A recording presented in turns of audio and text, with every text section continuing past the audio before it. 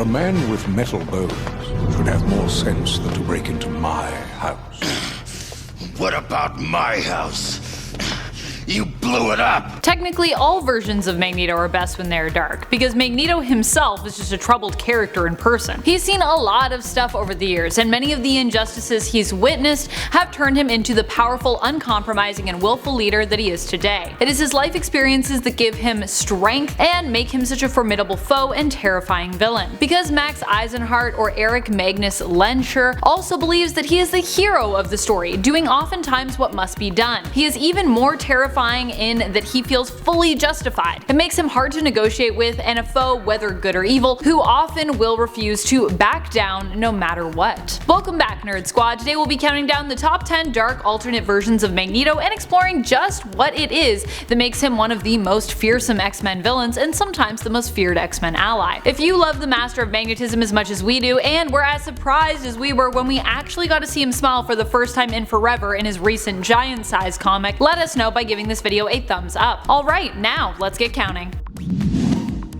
Number 10. Chief Magnus. In the Noiroverse, the reality of Earth 90214, Eric Magnus is one of the worst kind of villains, and he doesn't even have any powers here. Much like how Spider-Man has a noir version of that comic, so does the X-Men. In the comic series X-Men Noir, we meet Chief of the NYPD Detectives, Eric Magnus, a crooked cop who aims to protect his family through using his power to control the criminal world, creating his own underworld society known as the Brotherhood. He attempts to encourage Charles Xavier to partner with him.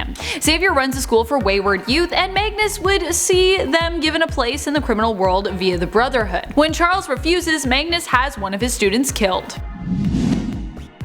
Number 9. Grand Inquisitor Enrique. Obviously, we have to talk about the dark alternate reality that is Neil Gaiman's 1602. Here, Magneto is known as Enrique, who was a young Jewish boy in Venice who was separated from his family and baptized by a priest and raised by the Catholic Church, forbidden from ever returning to his family again. He would go on to become the Grand Inquisitor, responsible for searching out, hunting down, and eliminating the witch breed, which in 1602 speak is another word for mutant. Enrique was forced to burn alive witch breed with visible mutations at the stake, despite being one himself, and really wanting to not do that.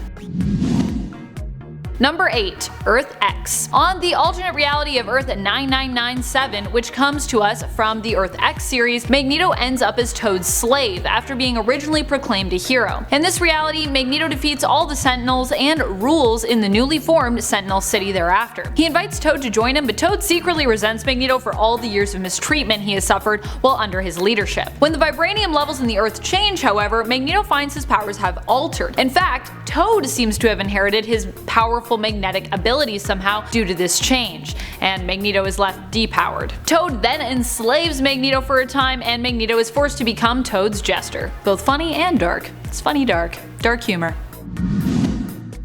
Number 7. The Chaos Engine Trilogy. The Chaos Engine Trilogy is an X-Men novel that is a collection of 3 stories which explore alternate realities where 3 iconic Marvel villains use the Cosmic Cube in order to manipulate the world, finalizing their plans for world domination and shaping the world in their own image. Magneto himself is one of those iconic villains and is featured in the second book. The X-Men must fight to stop Magneto from enacting a plan which would result in worldwide mass murder, allowing Magneto to finally assert his dominance over the humans who have long toiled to oppress mutant kind. Of course, this is the sort of thing Magneto is usually plotting as a villain, but this time around he has the power of the Cosmic Cube to back him up, making this version of him even more frightening.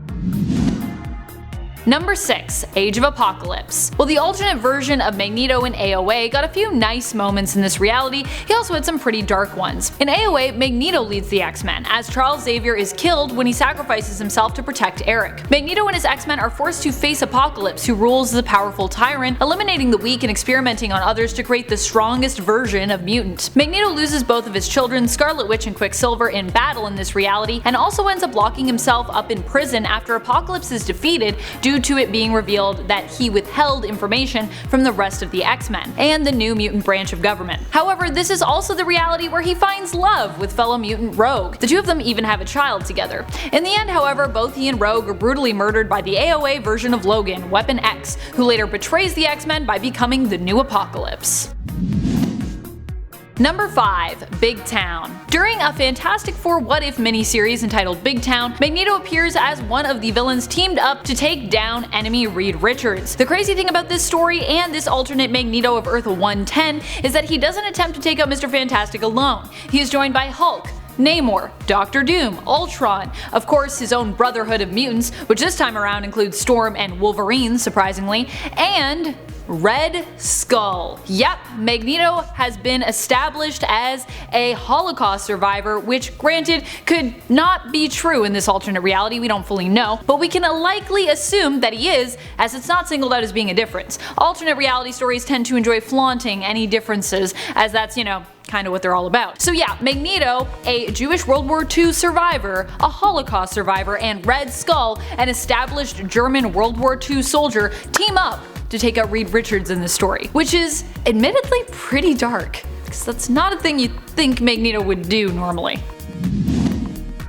Number 4. X-Sentinels. One of the stories in X-Men Millennial Visions tells us of how over time, as the X-Men and other mutants like Magneto aged, they slowly transitioned to become cyborgs, until they were just full-on robots, with their consciousness just downloaded into their cyber bodies. As time went on, their mental faculties began to break down due to the overload of information over time, basically causing their brains to kind of short circuit. All they could remember clearly was their mission to protect mutant kind. Clinging on to this last principle, the cyborg mutants become X-Sentinels, who instead of hunting down mutants, would hunt down and exterminate humans. So in a way, they became their own worst enemy. Number 3. X-Men films. What we know of Eric's past in the X-Men films is enough to convince you just how dark of a character and story he saw there. Eric was Jewish and living in Germany with his family during World War II. As a young boy, his powers started to manifest, but not strong or soon enough to save his family from being put into concentration camps. He was studied by a doctor who was allied with the Germans, a man we'd come to know as the famous Sebastian Shaw. And when Eric could not perform one of the tests that Shaw gave him, Shaw murdered his mother in front of him, hoping that the rage would help to unlock the full potential of Eric's powers. This is also the reality where much later on Eric would settle down and start a family. Eric was married and he and his wife had a daughter together, following his adventures in the film Days of Future Past. Unfortunately, after coworkers discovered that Eric is actually Magneto, witnessing his powers, he ends up being apprehended by the Polish authorities, who accidentally kill his family when his daughter's mutant powers begin to manifest. Yikes. Poor Magneto. Number 2. Days of Future Past, but the comic book version. Magneto from the alternate reality of Earth 811 has a pretty bleak life after the Sentinels take over the country. At first free from the mutant concentration camps, Magneto is aiming to find his daughter Scarlet Witch, who has gone missing. When Wolverine, Jubilee, and Magneto do find her, they discover she's being held prisoner and used as a weapon by the Hellfire Club. They free her, but she ends up dying anyways, and during the fight, the bones in Magneto's legs are completely shattered, leaving him unable to walk. When finally captured by the Sentinels and placed in a mutant concentration camp, which you think would be hard enough for the poor man, he ends up sacrificing his life to help the X-Men and Franklin Richards escape so they can hopefully follow through with their plan to alter reality and avoid this whole apocalyptic fate.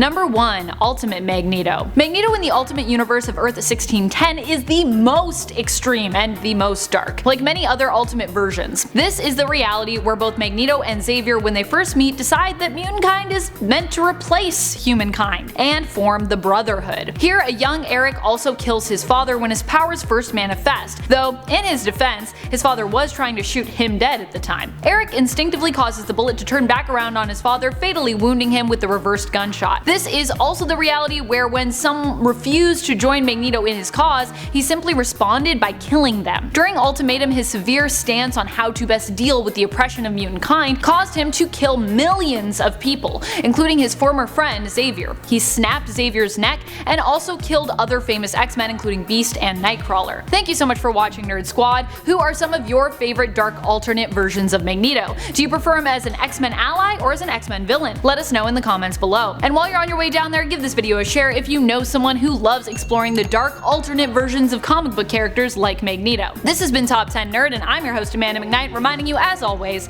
to stay nerdy, YouTube.